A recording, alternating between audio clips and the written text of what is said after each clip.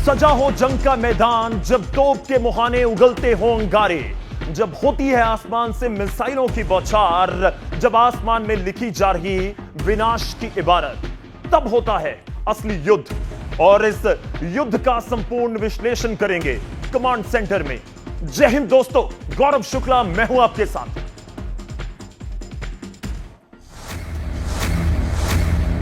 जय हिंद दोस्तों, मैं हूं मेजर गौरव आर्या। कमांड सेंटर में आपका बहुत बहुत स्वागत है। बहुत बहुत स्वागत है गौरव आर्या आपका कमांड सेंटर में। Thank you. हम बात करेंगे जिस तरीके से ईरान और इजराइल के बीच इस समय जंग जारी है, क्या कुछ हो रहा है, क्या कुछ हो सकता है और क्यों हो रहा है, हर चीज का विश्लेषण होगा बहुत सटीकता से मेजर गौरव आर्या के साथ।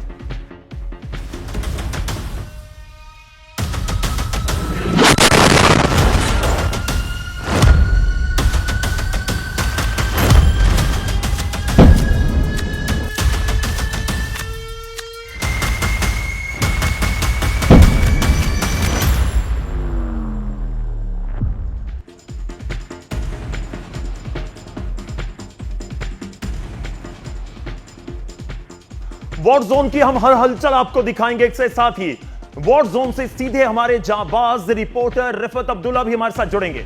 इससे पहले एक नजर डाल लेते हैं उन चार बड़ी खबरों पर जिनका कमांड सेंटर विद मेजर गौरव आर्या से हम संपूर्ण विश्लेषण करेंगे। तो सबसे बड़ी खबर क्या है? चार बड़ी खबरों में पहली खबर आ चुकी है। मेजर गौरव आर्या, सवाल यही है, ट्रंप का यह कार्ड है या फिर सरेंडर है? किस तरह से आप देख रहे हैं? गौरव, मुझे ऐसा लगता है कि ये ट्रंप का सरेंडर नहीं है, ट्रंप का कार्ड है, क्योंकि 2 बार डोनाल्ड ट्रंप यही काम कर चुका है। जब हम बात करते हैं पहले ऑपरेशन राइजिंग लायन की या मिडनाइट हैमर की, तो डोनाल्ड ट्रंप ने यह वादा किया था कि संडे को, रविवार को सब लोग बैठेंगे दोहा में, कतर में, और वहां पे डिस्कशन होगा और एक शांति मार्ग निकाला जाएगा। लेकिन ट्रंप ने धोखा दिया और 24 घंटे पहले ट्रंप ने हमला कर दिया। चलिए, पिक्चर अभी बाकी है, इसका मतलब सीधा सा यही है। और दूसरी बड़ी खबर जिसके ऊपर आज बात होगी, और बात होगी इकोनॉमिक वॉर के ऊपर। क्या यह पैसे का खेल है सब कुछ? मेजर गौरव आर्या, क्या पैसे का खेल है? दुनिया में हो क्या रहा है? बिल्कुल गौरव, यह पूरा का पूरा पैसे का खेल है। जिस तरीके से तेल की रिफाइनरीज पे हमला किया गया, जिस तरीके से पाइपलाइंस पे हमला करा गया, जिस तरीके से ईरान ने चुन चुन के यूएई पे ज्यादा मिसाइल मारी, इजराइल पे कम मारी, ये सारा का सारा सिर्फ और सिर्फ इकोनॉमिक वॉर। चलिए, तीसरा बड़ा एजेंडा और खबर आज की जिसके ऊपर बात होगी, और बात होगी कि बैकफुट के ऊपर कौन है? कौन है बैकफुट के ऊपर? मेजर गौरव आर्या, कौन है बैकफुट के ऊपर? ईरान है, अमेरिका है, इजराइल है, कौन है बैकफुट पे? अभी तक तो यही लग रहा है कि ईरान थोड़ा सा बैकफुट पे है। लोग ये समझ रहे हैं कि डोनाल्ड ट्रंप है। डोनाल्ड ट्रंप के पास अभी एक और पत्ता बाकी है, और मेरा यह मानना है कि अगले एक हफ्ते में वो पत्ता अपना रिवील करेगा पूरी दुनिया के सामने। चलिए, इसके ऊपर बात बहुत डिटेल में हम करेंगे। देखिए, पिक्चर का मैं जिक्र कर रहा था कि अभी बाकी है, और ये भी आप देखिए कि कहानी में ट्विस्ट भी अभी बाकी है। अगर आपको लग रहा था कि डोनाल्ड ट्रंप बैकफुट हो चुके हैं या पिछली सीट पर जा चुके हैं, लेकिन इंतजार कीजिए। आज के दिन की चौथी बड़ी खबर जिसके ऊपर हम बात करेंगे, और अदृश्य ऑफ जो लाइफलाइन है उसका हम जिक्र करेंगे। जो अदृश्य लाइफलाइन, ईरान की अदृश्य लाइफलाइन, क्या ये है कुछ ऐसा ईरान के पास जो अदृश्य है, जो दिख नहीं रहा और जो सामने आ सकता है? जी, ईरान के पास दुनिया के, अगर हम तेल के भंडार और गैस के भंडार देखें, तो ईरान वो देश है जिसके पास आई थिंक टॉप 5 या टॉप 7 में तेल के भंडार पड़े हैं। ईरान उसी की ब्लैक मार्केटिंग करता है। 90% ईरान का जो तेल जाता है वो चीन को जाता है, और वहां से ईरान के पास पैसे आते हैं, और यही है ईरान की लाइफलाइन। तो यही है लाइफलाइन, और इसके ऊपर ही हम बात करेंगे। कमांड सेंटर में हम एजेंडे पर बात करेंगे, लेकिन उससे पहले जंग के मैदान से एक बहुत बड़ी खबर आ रही है। मेजर गौरव आर्या, मैं आपके पास वापस आऊंगा, और बड़ी खबर इस समय की यह है कि एक तरफ अमेरिकी राष्ट्रपति डोनाल्ड ट्रंप बातचीत की बात कर रहे हैं, तो दूसरी तरफ ईरान ने इजराइल में मिसाइलें दागनी शुरू कर दी हैं। दावे के मुताबिक ईरान ने बता दिया है कि ट्रंप उसे झांसा देना चाहते हैं, और ईरान इस झांसे में बिल्कुल नहीं आएगा। ईरान के जो IRGC है, रेवोल्यूशनरी गार्ड्स हैं, उन्होंने मिसाइल अटैक की 77वीं लहर जारी की है, और इसमें कई तरह के बैलिस्टिक मिसाइल इजराइल की तरफ दागी गई हैं। मेजर गौरव आर्या, यह भी एक बड़ी खबर है। लग रहा था कि सब कुछ ऑल इज वेल की तरफ बढ़ रहा है, लेकिन नहीं हो रहा। नहीं, ऑल इज वेल नहीं है, और ना ये बात डोनाल्ड ट्रंप विश्वास करता है, ना नेतन्याहू विश्वास करता है, ना मुश्तबा खमेनी विश्वास करता है। किसी को विश्वास नहीं है। ये सिर्फ कहने की बात है। ऑल इज नॉट वेल, बिल्कुल भी वेल नहीं है। एक और बात मैं आपको बताना चाहता हूं गौरव, ये जो ईरान ने हमला करा है, इसका 24 घंटे के अंदर बहुत भीषण पलटवार होने वाला है, और वो पलटवार अमेरिका नहीं करेगा, वो पलटवार इजराइल करेगा। इजराइल करेगा। चलिए इजराइल के ऊपर नजर रहेगी कि इजराइल पलटवार करता है। जंग में ट्रंप के 5 दिन के पॉज के बाद भी तेहरान में हमले हो रहे हैं, और यह बड़ी खबर मैं आपको बता रहा हूं। ईरान खाड़ी देशों के साथ ही इजराइल पर पलटवार कर रहा है। उधर ईरान ने ट्रंप के दावों को खारिज करते हुए इसे ट्रंप का माइंड गेम बता दिया है। सवाल है कि जो ट्रंप इस जंग को लिमिटलेस बता रहे हैं, 3 हफ्ते बाद ही बैकफुट पर क्यों आ गए, और इसके ऊपर ही बात करेंगे हम, और कुछ ग्राफिक के जरिए भी अपने दर्शकों तक जानकारी पहुंचाएंगे, और जिक्र होगा कि यह क्यों हो रहा है।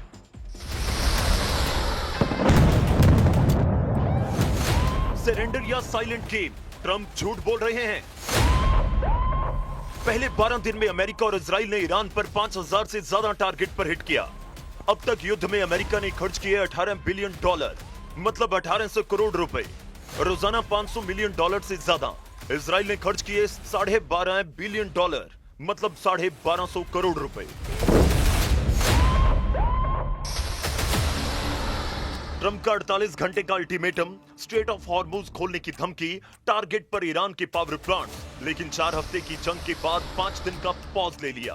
क्या ट्रंप का यह सरेंडर अमेरिका की वीकनेस दिखा रहा है, क्योंकि ईरान अभी भी मिसाइल हमले कर रहा है और स्ट्रेट ऑफ हॉर्मुज अभी भी पूरी तरह से खुला नहीं है, या ये ऑयल मार्केट मैनिपुलेशन का बड़ा गेम है? पॉज के ऐलान के बाद क्रूड ऑयल 11% गिर गया। क्या इससे ट्रंप और उनके सर्कल को फायदा होगा? क्या ट्रंप और नेतन्याहू के बीच कोई सीक्रेट डील हुई है? इजराइल गाजा और लेबनान में पहले ही फंसा हुआ है, ज्यादा प्रेशर झेल नहीं सकता, या ये 5 दिन का पॉज सिर्फ डिस्ट्रैक्शन है? यूएस और इजराइल ग्राउंड ऑपरेशन या बड़े सरप्राइज अटैक की तैयारी कर रहे हैं? क्या ट्रंप दुनिया में अपनी डील मेकर की इमेज बचाने की कोशिश कर रहे हैं? कई मौकों पर वो कह चुके हैं, मैंने युद्ध रोक दिया। सबसे बड़ी टेंशन खाड़ी देशों की, वो चाहते हैं कि ईरान पूरी तरह से कमजोर किया जाए, लेकिन ट्रंप के यू टर्न ने उन्हें बीच में फंसा दिया। ईरान खाड़ी देशों में तेज पलटवार कर रहा है।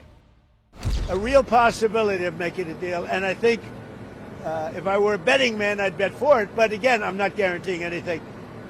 They want to make a deal very badly.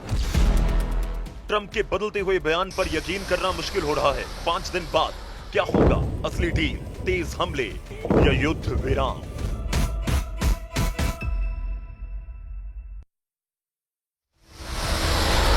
Dimona ही वो इलाका है जहां पर ईरान की तरफ से दागे गए बैलिस्टिक मिसाइल ने तबाही मचाई। न्यूज 18 इंडिया की टीम पहुंची है अर्द में, उस जगह पर जहां पर बैलिस्टिक मिसाइल गिरा है। पहाड़ देख रहे हैं, यही है इस्राएल के वो पहाड़ जिनमें न्यूक्लियर प्रोग्राम्स चलाए जा रहे हैं। डिमोना इलाका स्ट्रैटेजिकली काफी अहम है, तो क्या ईरान की तरफ से यहां के न्यूक्लियर साइट को निशाना बनाया गया था?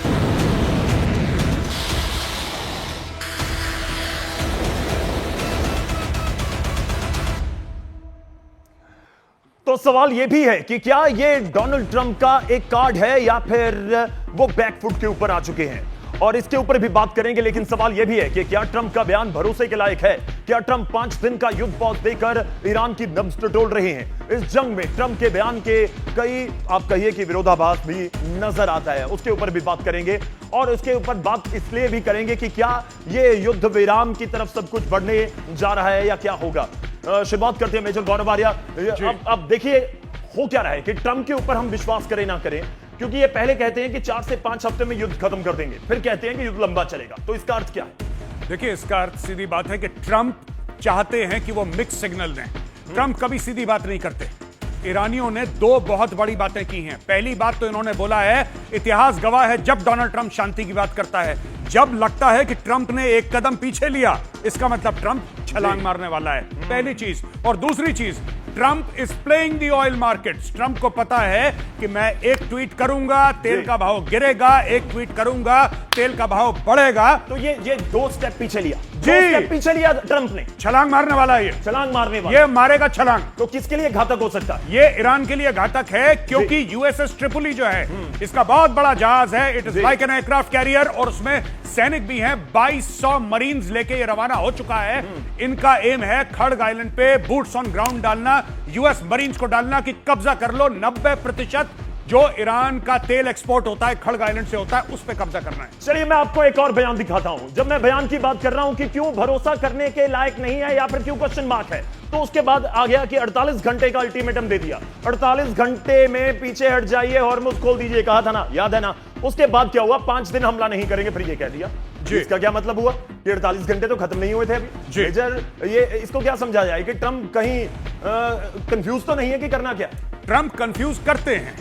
बिल्कुल ट्रंप कंफ्यूज करते हैं। ट्रंप कुछ भी बोलेंगे क्योंकि ट्रंप को एक बात पता है कि अगर मैं एलिमेंट ऑफ सरप्राइज, हम लोग फौज में इसको गौरव एलिमेंट ऑफ सरप्राइज कहते हैं, किसी को कभी ना पता लगे।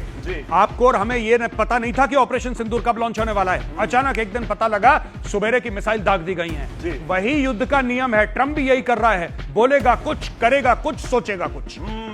तो बहुत कुछ हो सकता है। इस बीच मेजर गौरव आर्य, मैं आपके पास वापस आऊंगा। एक बड़ी खबर है, उसका रुख करते हैं। एक रिपोर्ट में दावा किया गया है कि ईरान ने इस बार तेल अवीव पर हमले के लिए नई तरह की मिसाइल का इस्तेमाल किया है। दावा है कि एक ही मिसाइल में 3 से 4 बम इस्तेमाल किए गए हैं। बम 100 किलोग्राम बारूद से लैस था। तो ये किस तरीके से इसको देखें कि ये नई मिसाइल, नए वेपन्स हमें आने वाले दिनों में नजर आने वाले हैं? नहीं, ये नई मिसाइल नहीं है, टेक्नोलॉजी बहुत पुरानी है, लेकिन ये पहली बार इन्होंने टेल अवीव के ऊपर हमला करा। ऐसी मिसाइल, उसमें कुछ नहीं है। ये मिसाइल एक जाती है हवा में, उसके बाद इसके वेरियस पार्ट्स होते हैं, अलग अलग पार्ट्स, वो खुल जाते हैं, उनके अंदर से छोटी मिसाइलें निकलती हैं और वो मिसाइल अलग अलग टारगेट्स को जाके हिट करती हैं। इतनी सी बात है। इतनी सी बात है, लेकिन इसको भी और तरीके से समझेंगे। और इस बीच हमारे सहयोगी हमारे साथ जुड़ेंगे, रिफत अब्दुल्ला, जो बिल्कुल ग्राउंड जीरो पर है, वहां से भी आपको पूरी रिपोर्ट दिखाने की कोशिश कर रहे हैं। तो चलिए सीधा रुख करते हैं और वहां से एक रिपोर्ट हमारे पास हमारे सहयोगी रिफत ने भेजी है, वो दिखा दो। अभी ईरान की तरफ से एक जोरदार अटैक किया गया टेल अवीव पर, और आप देख सकते हैं यहाँ पे अफरा तफरी है, बहुत डैमेज हुआ है यहाँ पे। और न्यूज़ 18 इंडिया की टीम पहुँच रही है रियल ग्राउंड जीरो पे। मैं दिखाने की अभी कोशिश करूँगा कि यहाँ पे क्या हाल है। इर्द गिर्द हम देख पा रहे हैं कि काफ़ी अफरा तफरी है, क्योंकि अभी यहाँ पे पुलिस आई है, IDF आई है। और अभी यहाँ पे आप देख सकते हैं कि ये वो स्पॉट है जहाँ पे अटैक हुआ है। और यहाँ पर जो है हम देख पा रहे हैं कि इर्द गिर्द सारे लोग जमा हैं। अभी हम अंदर जाने की कोशिश करेंगे इस स्पॉट पर। तो ये आप देख सकते हैं यहाँ पे रेस्क्यू ऑपरेशन की टीमें पहुँची हैं, IDF है, पुलिस है। ये वो बिल्डिंग है जो बिल्कुल तबाह हो चुकी है, इर्द गिर्द बहुत ज़्यादा नुकसान हो चुका है। ये आप देख सकते हैं कि यहाँ पे किस तरीके का नुकसान है। अभी यहाँ पे IDF की टीमें हैं, यहाँ पे रेस्क्यू ऑपरेशन की टीमें हैं, फायर एंड इमरजेंसी सर्विसेज की टीमें हम यहाँ से देख पा रहे हैं। तो इर्द गिर्द यहाँ पे बहुत तबाही हुई है। और ये भी आप देख सकते हैं कि सब कुछ इर्द गिर्द चकनाचूर हुआ है। और न्यूज़ 18 इंडिया की टीम है रियल ग्राउंड जीरो पे। ये देखें आप, बड़ी बड़ी बिल्डिंग्स जो है वो यहाँ पे तबाह हुई हैं। हालांकि डोनाल्ड ट्रंप ने अनाउंस किया था कि उनकी तरफ से कोई अटैक नहीं किया जाएगा 5 दिनों तक एनर्जी सेक्टर पर ईरान के। लेकिन ईरान की तरफ से ऐसा लगता है कि वो किसी भी सूरत में सीज फायर के मूड में नहीं है। तो ग्राउंड से आपको रिपोर्ट दिखाई है कि किस तरीके की वहां पर इस समय सिचुएशन है। अब आपको सीधा ग्राउंड पर लिए भी चलते हैं। रिफत अब्दुल्ला इस समय हमारे साथ जुड़ रहे हैं, हमारे सहयोगी, उनका रुख करेंगे। और रिफत जो हम बात कर रहे हैं, इस समय तस्वीरें भी दिखा रहे हैं, आपकी रिपोर्ट भी पहुंची है। लेकिन आप बताइए ग्राउंड जीरो पर इस समय स्थिति क्या है, आप क्या देख पा रहे हैं और किस तरह से लोगों में क्या कोई सहम है या क्या कुछ है? देखिए, जिस तरीके से लगातार अटैक्स किए जा रहे हैं, उसका मतलब है कि ईरान की तरफ से भरपूर ये जो ताकत का इस्तेमाल किया जा रहा है। हालांकि ऐसा समझा जा रहा था कि डोनाल्ड ट्रंप की तरफ से जिस तरीके से अनाउंसमेंट हुई कि ईरान में एनर्जी सेक्टर को टारगेट नहीं किया जाएगा, ऐसा समझा जा रहा था कि शायद ईरान भी उसका फायदा लेने की कोशिश करेगा। हो सकता है कि बातचीत का सिलसिला शुरू हो, लेकिन उधर से ईरान ने जिस तरीके से अटैक किए, उसका मतलब है कि ईरान अपनी स्ट्रेंथ दिखाना चाहता है और प्रेशर बिल्ड करना चाहता है और दिखाना चाहता है कि वो हमले लगातार कर सकता है और वो सीज फायर नहीं चाहता है। तो ऐसे में ये कहा जा सकता है कि यूएस के लिए जरूर प्रेशर बढ़ गया है। यूएस शायद अपने पैर वापस खींचना चाहता है। यूएस ऐसे अपनी विक्ट्री डिक्लेयर करके वापस मुड़ना चाहता है, लेकिन ईरान अब उसे कोई मौका नहीं दे रहा, क्योंकि ईरान ने साफ कर दिया है कि जब तक एग्रीमेंट साइन नहीं किया जाएगा, गारंटी नहीं दी जाएगी यूएस और इस्राइल की तरफ से कि वो आइंदा ईरान पे अटैक नहीं करेंगे, तब तक वो अटैक्स का सिलसिला नहीं रोकेंगे। और साथ ही जो डैमेज ईरान में हुआ है उसको भी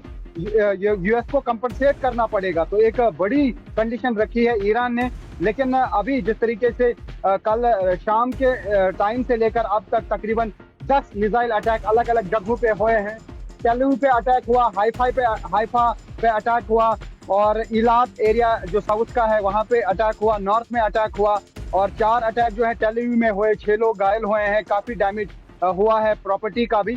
तो ऐसा लगता है कि अभी ये युद्ध जो है जल्द खत्म नहीं होगा जब तक कोई परमानेंट सोल्यूशन ईरान को नहीं लगेगा कि कोई ऐसी बात यूएस कर रहा है जिसपे वो यकीन कर सकेंगे, क्योंकि जब ये युद्ध शुरू किया गया तब बातचीत का भी सिलसिला चल रहा था और ईरान के फॉरेन मिनिस्टर साफ कह रहे हैं कि अब वो यूएस पे भरोसा नहीं कर रहे हैं। यूएस कब क्या कहेगा उनको कोई उस पर भरोसा नहीं है। जी जी जी जी रिफत, मैं आपसे एक बात यह पूछना चाह रहा हूं कि आप कह रहे हैं लगातार दर लगातार वहां पे मिसाइल से हमला हो रहा है और ईरान की मिसाइल की बौछार रुकने का नाम नहीं ले रही। वहां पे लोगों का मनोबल कैसा है, मोराल कैसा है जहां पे मिसाइलें गिर रही हैं?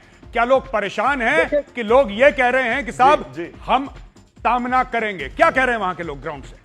देखिए, लोग बिल्कुल परेशान हैं। जो लोग मुतासिर होते हैं वो परेशान होते हैं। यहाँ पे भी हमने काफी लोगों से बात की, वो कह रहे हैं कि युद्ध रुकना चाहिए, लेकिन बहुत सारे ऐसे भी हैं जो ये कह रहे हैं कि ईरान के साथ जो है युद्ध जारी रहना चाहिए। और जिस तरीके से उन्हें नेतन्याहू कह रहे हैं कि आपको खतरा है, कल मार दिया जाएगा, परसों न्यूक्लियर वेपन बनेगा और उसके बाद इसराइल को उड़ा देंगे, तो वो उनके मन में जरूर बैठा है। उनको ऐसा लगता है कि अगर ईरान के खिलाफ कार्रवाई नहीं हुई तो शायद ईरान इसराइल को उड़ा देगा। जिसके मन में ये बैठा हुआ है कि अगर ईरान के खिलाफ कार्रवाई नहीं हुई, अगर ईरान के खिलाफ जंग नहीं हुई तो ईरान खत्म कर देगा इसराइल को, तो वो तो यही चाह रहे हैं कि ईरान के साथ युद्ध जारी रहे और ईरान में तबाही हो। लेकिन जो लोग ये समझते हैं कि ये अटैक इसराइल की तरफ से किया गया, यूएस की तरफ से किया गया, तो वो जरूर यहाँ पे चाहते हैं कि ये युद्ध रुके। और कुछ लोग प्रोटेस्ट भी कर रहे हैं यहाँ पे, हालांकि उनको जल्दी भगाया जा रहा है, लेकिन कुछ लोग जरूर सड़कों पे निकल रहे हैं बीच बीच में। हम देख रहे हैं टेलीविजन से कुछ वीडियो सामने आए थे, कुछ ग्रुप्स हैं यहाँ पे जो ये बताने की कोशिश कर रहे हैं कि युद्ध। रिफत, अब आप हमारे साथ बने रहिए, मैं आपके पास वापस आऊंगा और भी जानकारी और बातचीत करेंगे। लेकिन इस बीच ट्रंप दावा क्या कर रहे हैं? ट्रंप दावा कर रहे हैं कि अब ईरान पलटवार करने लायक बचा ही नहीं है, लेकिन तेहरान की मिसाइल और प्रॉक्सी वॉर ने इतना दबाव बनाया कि ट्रंप को बैकफुट पर आना ही पड़ा। और हम बातचीत करेंगे इसके ऊपर ही, और कुछ सवाल भी हैं सबके जहन में। सवाल यह है कि सरेंडर है या कमजोर हो चुके हैं? डोनाल्ड ट्रंप का मैं जिक्र कर रहा हूं। आप कह रहे थे कि नहीं, बैकफुट पर ट्रंप नहीं है, तो सरेंडर है या कमजोर हो चुके हैं? लेकिन इस बीच ये भी है क्योंकि स्टेट ऑफ हॉर्मुज गौरव आर्य नहीं खुलवा पाए, वो नहीं खुलवा पाए, जो मर्जी कर रहे हैं खुलवा नहीं पाए। जी, दो चीजें हैं। सब लोग आपको यही बोलेंगे कि जब आप किसी भी सीनियर ऑफिसर से बात करेंगे वो आपको एक बात बोलेंगे कि युद्ध शुरू करना बहुत आसान है, आप युद्ध शुरू कर सकते हैं, जब आपकी मर्जी आप युद्ध शुरू कीजिए। लेकिन युद्ध को कंट्रोल करना, युद्ध को रोकना, यह पापड़ बेलने जैसा है। यह पहली बात। दूसरी चीज यह है कि हॉर्मुज को कब तक ईरान बंद कर सकता है। यह ईरान को जो सपोर्ट है वो डायरेक्ट सपोर्ट नहीं है, वो इनडायरेक्ट सपोर्ट है। लेकिन ईरान के पास किसकी है इनडायरेक्ट? चाइना की, रशिया की। रशिया। ये इसको इंफॉर्मेशन दे रहे हैं। लेकिन एक बात मैं आपको बता दूं साफ तौर पे, यहां पे कोई ईरान के अंदर आके अमेरिका के खिलाफ बमबारी नहीं करेगा, ये बात क्लियर है। अगर रूसी, किसी को ये गलत फहमी है कि रूसी फौज आ जाएगी ईरान के अंदर या चीनी फौज आ जाएगी ईरान के अंदर, ये कभी हो, ये तसव्वुर नहीं कर सकते आप, ये हो नहीं सकता। दूसरी बात, और तीसरी सबसे बड़ी बात मैं आपको गौरव बता दूं, ठीक है, ईरान की मिसाइल आज नहीं तो कल नहीं तो 15 दिन के बाद खत्म होंगी, कम होंगी। इसका एक इंडेफिनिट सप्लाई लाइन नहीं है, और इसी चीज का ये इस्तेमाल कर रहे हैं, इसी चीज का ये इंतजार कर रहे हैं। मैं एक छोटी सी चीज जानना चाह रहा हूं। आप कह रहे हैं कि पर्दे के पीछे रहेंगे, चाहे रूस है चाहे चाइना है, लेकिन सवाल है कि क्या पर्दे के पीछे रहकर अपनी मिसाइल नहीं भेज देंगे कि ये चलाइए, आप, हम आपको दे रहे हैं, चलाइए? देखिए, अगर मिसाइल आती हैं या तो जहाज से आएंगी या वो समुद्री रास्ते से आएंगी, यानी कि आसमान के रास्ते से या समुद्र के रास्ते से। अब इनको रोकना, अब वो अगर जमीनी रास्ते से आती हैं या तो अफगानिस्तान से आएंगी या वो पाकिस्तान से आएंगी, ठीक है, और अगर समुद्री रास्ते से आती हैं तो उनको मजबूरी है कि स्ट्रेट ऑफ हॉर्मुज से आना ही आना है, और इसके अलावा कोई इलाका नहीं है। तो अगर आपने बंद किया है स्ट्रेट ऑफ हॉर्मुज तो आपके लिए भी बंद है, ये आपको याद रखना होगा। मैं आगे बढ़ता हूं और अब बात करेंगे कि ऑयल मार्केट में मैनिपुलेशन की गेम है। जिस तरीके से 5 दिन का जिक्र कर लिया, क्रूड ऑयल के दाम गिरे हैं, ये भी हम जान रहे हैं क्योंकि क्रूड ऑयल का जिक्र हो रहा है, पैसे की गेम है, सब शुरुआत में मैं जिक्र कर रहा था। आप क्या कह रहे हैं कि मैनिपुलेशन है, ये सब कुछ मैनिपुलेट कर रहे हैं दुनिया को डोनाल्ड ट्रंप? बिल्कुल, मुझे ऐसा लगता है, और यही बात ईरानियों ने भी कही है। ईरानियों ये कहते हैं कि साहब आप एक मैसेज देते हैं तो $10-15 पर बैरल तेल के भाव गिर जाते हैं, फिर आप एक मैसेज देते हैं ट्रूथ सोशल पे, वो भाव फिर बढ़ जाते हैं। इसमें जो 17 से लेकर $20 या $15 का फर्क आ रहा है, इसमें पैसा कौन बना रहा है? क्योंकि ये बहुत बड़ा एक गेम है, बहुत बड़ा बिजनेस है कि साहब करेंसी फ्लक्चुएशन में कौन पैसा बना रहा है, तेल के भाव में उतार है, गिराव है, इसमें पैसा कौन बना रहा है? ईरानियों का कहना है कि डोनाल्ड ट्रंप पैसा बना रहा है। मैं एक चीज जाननी चाह रहा हूं, मैं एक चीज ये जाननी चाह रहा हूं कि आप मुझे ये बताइए कि एक कहावत है, शेर आया आपने भी सुनी हो। तो ये ट्रंप की स्टेटमेंट 2, 3, 4 बार तो लोगों ने माननी बंद कर देनी है कि ये तो सब कुछ पैसे का खेल है, ये तेल के प्राइस को ऊपर नीचे करना चाह रहे हैं, जंग चल रही है, ये हम नहीं मान रहे इसको, हम नहीं शेयर मार्केट में इसका असर कोई नजर आएगा। ये भी हो सकता है? नहीं होगा, क्योंकि डोनाल्ड ट्रंप नहीं है, ये president of the United states है, ये यूएस की पॉलिसी है। जो ट्रंप बोलता है वो यूएस की पॉलिसी या तो होती है या हो जाती है, और उनको पता है कि अगर ट्रंप ने बोल दिया हमला होगा तो सिर्फ वो गीदड़ भपकी नहीं है, वो अगर बटन दबाएगा तो मिसाइल लॉन्च होगी।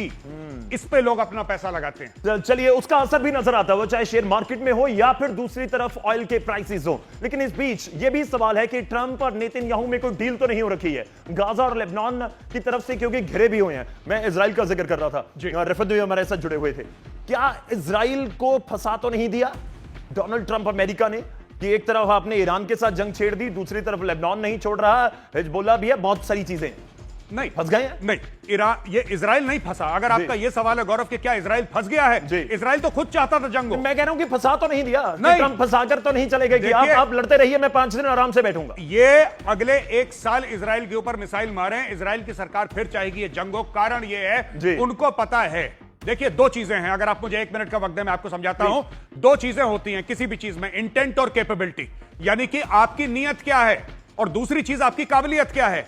आपकी नीयत है मिसाइल मारना, लेकिन आपके पास मिसाइल नहीं है, या फिर आपके पास मिसाइल है, आपकी नीयत नहीं है मारना। जब दोनों हो जाती हैं तो जंग शुरू हो जाती है। इजराइल को पता है कि ईरान की नीयत है न्यूक्लियर बम मारना, लेकिन है नहीं, इंटेंट है लेकिन कैपेबिलिटी नहीं है। उसको पता है कि जिस दिन इंटेंट और कैपेबिलिटी हुई, इजराइल को नक्शे से मिटा देगा, इसलिए इजराइल लड़ रहा है। ठीक है, तो लॉन्चिंग पैड है लेकिन लॉन्च करने के लिए कुछ है नहीं। लेकिन इस बीच और 1-2 पॉइंट हैं जिसका मैं जिक्र करूंगा। ध्यान भटकाने की क्या कोशिश हो रही है पूरी दुनिया में, ग्राउंड ऑपरेशन की तैयारी हो रही है, कि यह भी कोई पीछे प्लान हो सकता है? स्टेटमेंट्स आई हैं पहले कि ग्राउंड ऑपरेशन क्यों, हम मिलिट्री भी उतार सकते हैं अपनी, क्या ये उस तरफ भी इशारा है? 5 दिन वाला पॉज? जी बिल्कुल, यही बात ईरानी भी कह रहे हैं कि ये 5 दिन वाला ड्रामा है, ये छलावा है, ऐसा कुछ नहीं है। ट्रंप को अपने लिए स्पेस चाहिए कि भाई हम शांति दूत हैं, हमने शांति के बारे में बात करी है, हम अटैक नहीं कर रहे। और पीठ पीछे मैंने आपको बोला ना, यूएसएस ट्रिपोली मूव कर चुका है, 2200 यूएस मरीन मूव कर चुके हैं। ये तो एम्फीबियस यूनिट के हैं, एक्सपेडिशनरी यूनिट के हैं, इनका काम है कि समुद्र से आना और जमीन पर कब्जा करना, इनकी ट्रेनिंग उसमें है। तो ये जमीन कौन सी है? ये जमीन खड़ग आइलैंड है, खड़ग आइलैंड है, और उसके ऊपर भी बात करेंगे। लेकिन इस बीच एक और पॉइंट है जिसका मैं जिक्र करना चाहता हूं कि एक डोनाल्ड ट्रंप ने यहां तक कह दिया कि नोबेल दे दो मुझे, मैंने बहुत सारी जंग रुकवा दी। तो क्या उस डील को भी, या कहिए कि उस जो इमेज है उसको भी बचाने की कोशिश है, या उसके ऊपर फोकस करने की कोशिश है ट्रंप की कि वो डैमेज ना हो जाए ना कहीं? मैं बहुत जगह जाकर दुनिया में ये बात बोलकर आया था। वो सब गौरव पुरानी बातें हैं। डोनाल्ड ट्रंप का एक बहुत इंटरेस्टिंग स्टेटमेंट था। डोनाल्ड ट्रंप ने बोला कि तुम लोगों ने मुझे नोबेल पीस प्राइज नहीं दिया, तो मुझे शांति के लिए फिर काम करना क्यों है? मैं लड़ाई लड़ूंगा अपनी। ये डोनाल्ड ट्रंप का ऑफिशियल स्टेटमेंट है। जब डोनाल्ड ट्रंप को शांति पुरस्कार नहीं दिया, नोबेल शांति पुरस्कार, तो डोनाल्ड ट्रंप ने शांति त्याग दी। उसने बोला ना तुम मुझे पुरस्कार दोगे, ना मैं शांति के पीछे भागूंगा। उसने वहां पे कहानी खत्म कर दी, वो चैप्टर पुराना हो चुका है। वो चैप्टर पुराना हो चुका है। लेकिन इस बीच हम रुक करते हैं एक बार फिर से, हमारे सहयोगी हमारे साथ जुड़े हुए हैं, रिफत अब्दुल्ला, उनका रुक करेंगे। रिफत, बहुत सारी बातों के बीच ये भी बात हो रही है कि इजराइल की इस समय स्थिति किस नजर से देखी जा रही है। मेरा सवाल इसलिए है क्योंकि मैंने पहले जो जिक्र किया था कि क्या इजराइल को फंसा तो नहीं दिया, या इजराइल फंसा हुआ महसूस तो नहीं कर रहा? जो पहले मेजर गौरव आर्य ने जिक्र किया था या सवाल किया था आपसे कि लोगों का मनोबल कैसा है, तो क्या लोगों के जहन में बात नहीं है? रिफत, देखिए, इजराइल तो चाहता है कि अटैक्स का सिलसिला ईरान में जारी रहे, लेकिन यूएस फंस चुका है। यूएस शायद अपने पैर वापस खींचना चाहता है। जिस तरीके के हालात यूएस में भी बने हुए हैं, काफी जगहों पे लोग सड़कों पे भी निकले हैं इस जंग के खिलाफ। लेकिन मैं आपको एक चीज बताने की कोशिश करूंगा कि अभी स्टेटमेंट ये आया कल इस्राइल की तरफ से कि अभी तक खाली 400 मिसाइल इस्राइल पे दागे हैं ईरान ने। अगर ईरान के पास 10,000 मिसाइल का स्टॉक था, अगर मान भी लें कि 50% खत्म हो चुका है। 5000 मिसाइल उनके पास हैं, तो अभी तो बहुत ज्यादा स्टॉक पाइल उनके पास है। लेकिन मैं आपको बताना चाहूंगा, या मेजर गौरव आर्या जो वहां पे हैं, उनको ये भी बताना चाहूंगा कि जब एक मिसाइल आता है, न जाने कितने इंटरसेप्टर का इस्तेमाल करना पड़ता है। और जो क्लस्टर बॉम्ब है, वो जब वारहेड यहाँ पे पहुंचता है तो कम से कम 80 बॉम्ब उससे निकलते हैं और यहाँ का एयर डिफेंस सिस्टम उनको इंटरसेप्ट नहीं कर पाता है। काफी सारे बॉम्ब जो है वो गिर जाते हैं। अगर हम मान के चलें कि एक वारहेड आता है और 80 बॉम्ब उससे निकल जाते हैं, दो इंटरसेप्टर एक बॉम्ब का पीछा करेंगे, तो उसका मतलब है कि 160 रॉकेट्स या मिसाइल्स खर्च करने पड़ेंगे इसराइल को। तो बहुत महंगा सौदा यहाँ के लिए भी है। ऐसा नहीं है कि यूएस और इसराइल के पास ताकत ज्यादा है और ईरान मुकाबला नहीं कर सकता है। ईरान ने जिस शक्ति के साथ मुकाबला किया, उन्होंने ये बता दिया कि वो अब इस जंग में सीज फायर नहीं चाहते हैं, बल्कि परमानेंट सोल्यूशन चाहते हैं, गारंटी चाहते हैं, एग्रीमेंट चाहते हैं यूएस की तरफ से कि वो कभी भी हमला नहीं करेंगे ईरान पे। तो ये खर्चा दोनों साइड से है। और खास तौर से यहाँ पे हमने देखा कि कुछ दिनों से एयर डिफेंस सिस्टम कुछ वीक सा पड़ गया है, क्योंकि डायरेक्ट हिट लग रहा है। आज भी टेल अवीव में बहुत ज्यादा नुकसान हुआ। ठीक है, आपने जो जिक्र किया वो बहुत इंपॉर्टेंट है कि एयर डिफेंस सिस्टम क्या वाकई वीक पड़ चुका है। शुक्रिया रिफत, बहुत बहुत धन्यवाद हमारे साथ जुड़ने के लिए। इस बीच एक बड़ी खबर आ रही है, मैं उसका रुख करूंगा। उत्तर पूर्व और दक्षिण लेबनान में इजराइल का हमला इस समय की अहम और बड़ी खबर है। लेबनान ने ब्रिज और घरों को टारगेट किया है, टारगेट करने का दावा किया है। तो कहीं ना कहीं जिस तरीके से मैं जिक्र पहले भी कर रहा था कि इजराइल को भी लगातार सामना करना पड़ रहा है। और अगला पॉइंट इसमें बहुत इंपॉर्टेंट है, जो रिफत ने भी जिक्र किया था। उन्होंने जिक्र किया था कि जो एयर डिफेंस सिस्टम है वो कमजोर हो रहा है। तो क्या उसकी एक उदाहरण है कि अब ब्रिज नहीं बचा पा रहे, लेबनान ने ब्रिज और घरों को निशाना बनाया, यह दावा किया गया। तो ये मेजर गौरव आर्या इसको किस नजर से देखें कि एक आप कहिए कि पूरा आपका इंफ्रा उसको टारगेट करने की कोशिश है। ब्रिज आप जो रोड्स हैं उसको अगर बहुत ज्यादा टारगेट करेंगे तो उसका असर आपकी कहीं ना कहीं जो मूवमेंट है मिलिट्री की उसके ऊपर भी नजर आ सकता है। जी बिल्कुल गौरव, ये देखिए ये होता है युद्ध में। आज की तारीख में जैसे हमारे कलीग रिफत बोल रहे थे वहां से कि यहां पे कहीं ना कहीं ऐसा देखा गया है कि इजराइल का एयर डिफेंस कमजोर हो रहा है। हो सकता है ये हो, पर आप ये भी देखिए कि ईरान के पास एयर डिफेंस तो है ही नहीं। ईरान के पास तो बिल्कुल जीरो है। यानी कि जब मन चाहे इजरायली जहाज, क्या एक भी ईरानी जहाज, एक भी ईरानियन एयरफोर्स का जहाज इजराइल के अंदर घुसा? नहीं घुसा। वो मिसाइल से मार रहे हैं और ठीक है, जो उनको कन्वीनियंट लगे वो कर रहे हैं। लेकिन जब इजराइल चाहे, जब यूएस चाहे, तेहरान के ऊपर जाके तेहरान के ऊपर बम गिरा सकते हैं। क्या इजराइल का नुकसान हो रहा है? ऑफ कोर्स बिल्कुल हो रहा है, पर क्या 10 गुना ज्यादा नुकसान ईरान का हो रहा है? वो भी सच है। ठीक है, वो भी सच है। वो भी सच है। मतलब यह है कि डिफेंस सिस्टम पर फोकस मत कीजिए, जो बम के गोले आप पर गिर रहे हैं उसके ऊपर फोकस कीजिए। बिल्कुल। कितना नुकसान और देखिए युद्ध में मारकाट होती है, युद्ध में मौत होती है, युद्ध में नुकसान होता है। बिल्कुल। आपको देखना है आपका एंड रिजल्ट क्या है युद्ध का। ठीक है, ये कहना कि सिर्फ टेल अवीव में बम गिर रहे हैं, डिमोना में बम गिर रहे हैं, वो गिरेंगे, वो जब मारेंगे तो गिरेंगे। आपका जो एंटी एयरक्राफ्ट सिस्टम है या आपका जो एयर डिफेंस सिस्टम है, क्या वो 100% रोक पाएगा? नहीं रोक पाएगा। किसी भी देश में नहीं रोक पाएगा 100%। लेकिन आप जब मार रहे हैं वो 1% भी नहीं रोक पा रहे। मैं ये कह रहा हूं, अगर ये लोग 100 मारते हैं, ईरानी 100 मारते हैं, तो 80-85 इजराइल रोक लेता है, 15 गिरते हैं। ये 100 मारते हैं तो 100 के 100 गिरते हैं। मैं ये कह रहा हूं।